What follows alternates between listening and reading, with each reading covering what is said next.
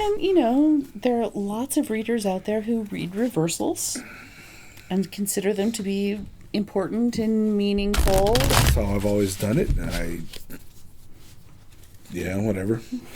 If we were I'm pretty free, so if we were reading with a traditional deck, maybe you would feel more strongly about that. But I didn't really draw this deck thinking about, but what if it's bad? To me, it doesn't matter what order it's in. You can still see both sides. Like it's not difficult to to look at it and say, well, this may not be a good thing. It may not be a bad thing. No, we have a jumper. And look who it is. Yep. All right.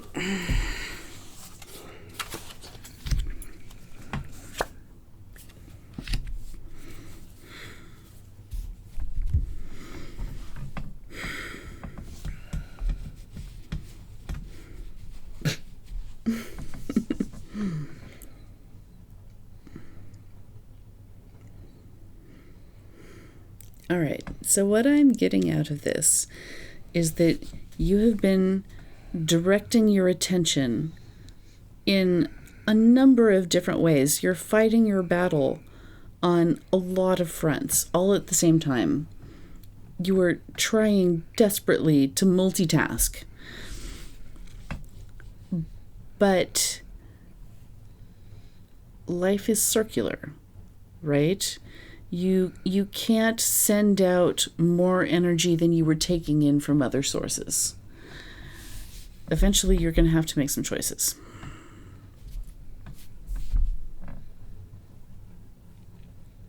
It's hard for me not to focus on the fact of how much I hate that poem. What, the song? No. Road Less Traveled.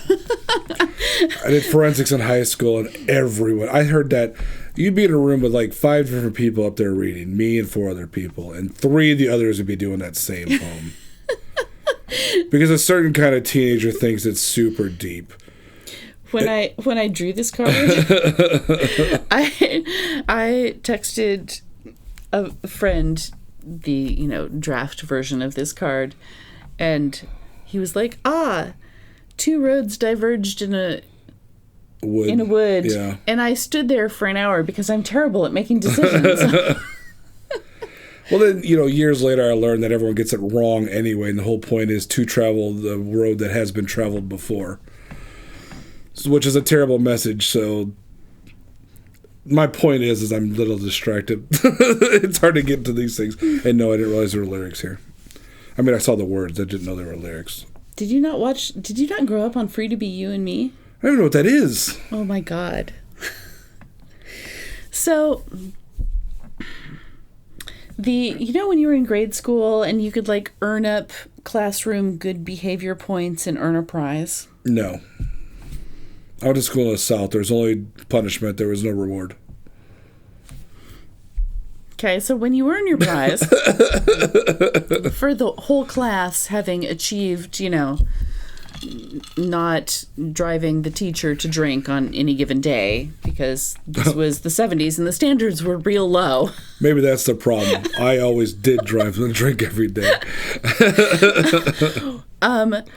One of the prizes that we had as an offer was you could watch a movie as a class.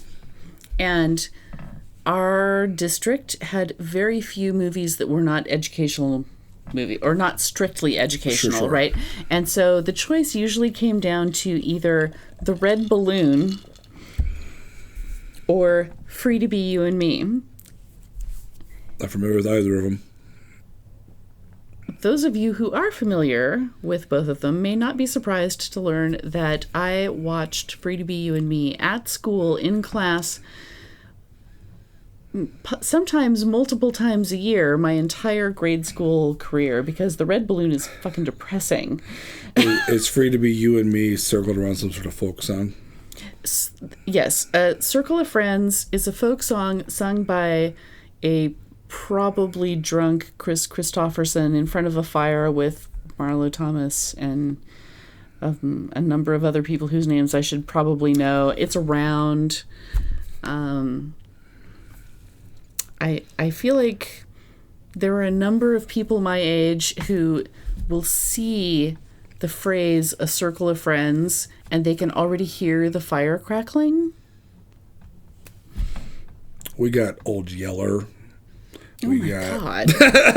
I'm so sorry. We only got depressing movies. We got Love Goes Around in a Circle. Shoot. Love goes around in a circle. Now I can't remember all the words. Friendship begun never ends. Yeah, anyways. Lies. Got it. Cut all this out, right? In a circle of friends. Right. Right. I mean, it's, yeah. Because we're all putting up with slightly drunk Chris Christopherson. Who doesn't? Our friend almost got in a bar fight over Chris Christopherson. He was in a pro Chris stance, in case you're wondering. Because I have good friends.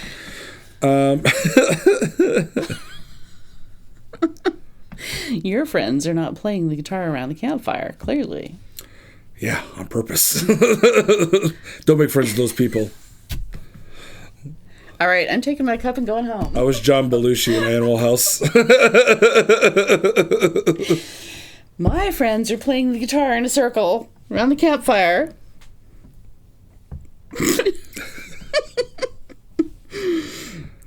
Where'd we start?